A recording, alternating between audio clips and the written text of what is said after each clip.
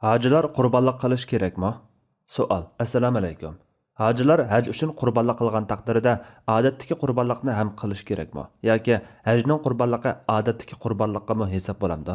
Agar hajga ketib, ayol balvaqalari yurtida qolgan bo'lsa, ular uchun ayrim qurbonlik qilamdi. Javob. Va alaykum assalom va rahmatullohi va barakatuh. Barliq hamd sanolar Janobi Allohga bo'lsin. Durud va salomlar payg'ambarimizga, u zotning oila tavobatlariga, ashablariga va u zotga toki qiyomatgacha ergashganlarga bo'lsin. Islomda haj 3 turlikdir. Birinchi haj tamattu. Haj oylarida oldi bilan umriga ihrom bog'lab kelib, umr qilib bo'lgandan keyin ihromdan chiqib kutib turib, haj kunlari kelganda shu yilgi hajga qayta ihrom bog'lab haj qilishdir. Ikkinchi haj qiron. Haj oylarida umriga ihrom bog'lab, hajni shu ihrom bilan birga qilishdir. Shuningga ham diqqat qilish kerakki, bir qism hadis va salaflarning bayonlarida haj qiron yana haj tamattu deb ifodalangan. Chunki haj qiron va haj tamattu shaklan azroq o'xshamaydiganligini hisobga olmaganda, ikkilisi bir qatamda umr bilan hajni biroqla ado qilishdan bahramand bo'lishdir. Uchinchi haj ifrot, yakka haj, ya'ni haj oylarida faqat hajgilam ihrom bog'lab umr qilmay yolg'iz hajla qilishdir. Haj tamattu yoki haj qironni niyat qilib haramga safar qilgan yoki ayol har bir kishi haramda qurbon hayit kuni o'ziga ayrim hadiya qurbonlik qon qilishi vojibdir.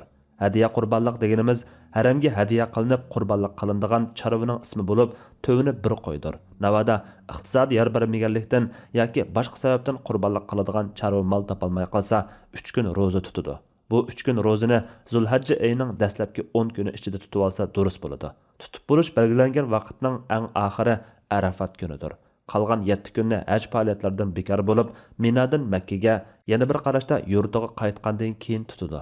Alloh taolo deganki, umr qilgandan keyin haj qilishdan bahramand bo'lgan odam, ya'ni hajdan burun umr qilib tamomlagan odam nima o'ng'ay bo'lsa, shuni qurbonlik qilsin.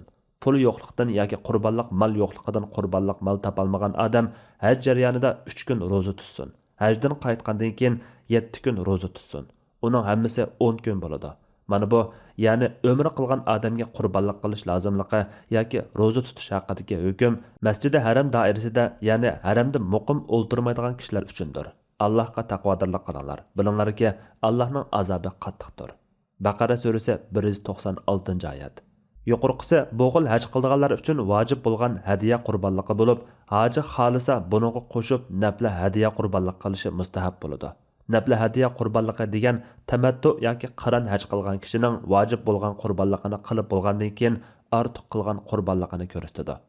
Yuqorqi haj tamattu yoki haj qironi niyat qilib haramga safar qilgan kishi hadiya qurbonlik qiladigan hayit namozi o'qimaydigan bo'lg'achqa, uning odatdagi qurbonlik qilishi vojib emas. Chunki Rasul akram sallallohu alayhi va sallam vidolish hajida hadiya qurbonlikdan boshqa odatdagi qurbonlik qilmagan. Ya'ni kelib, musofirga qurbonlik vojib emas. Ailesi bilan birga hajga boruvchining hadiya qurbonlikdan boshqa odatdagi qurbonlik qilishiga qarata o'xshamagan qarashlar bor. Jaiz deganlarmi, mustahab deganlarmi, sunnat deganlarmi, hatto aksicha sunnatga xilof deguchilarmi bor. Ammo oilasini olib bormagan bo'lsa, oilasining yurtda qurbonlik qilganligida ixtilof yo'qdir. Nima uchun deganda, odatdagi qurbonlikda kishiga va uning oilasiga bir qo'y yetarli bo'ladi. Mazkur ikki xil hajdagi vojib bo'lgan hadiya qurbonlik har bir hojiga ayrim vojib bo'lgan qon qilish bo'lg'achqa, har hoji o'ziga ayrim, hajdagi ayoliga ayrim, onasiga ayrim qon qilishi vojib bo'ladi. Hajga borgan hadiya qurbonligini qilganida uni odatdagi qurbonlikqa hisoblayotgani bo'lmag'achqa, yurtdagi ayol balvaqalar uchun qurbonlik qilgan bo'lmaydi. Shunga ular uchun ayrim qurbonlik qilishi vojib bo'ladi. Buning aksicha Makkada muqim turadigan kishiga yoki haj ifrat qilishni niyat qilganlarga haj uchun qilinadigan bu hadiya qurbonlik vojib emas. Lekin hajga bormaganlar yurtlarida qiladigan odatdagi qurbonlik ularga vojibdir.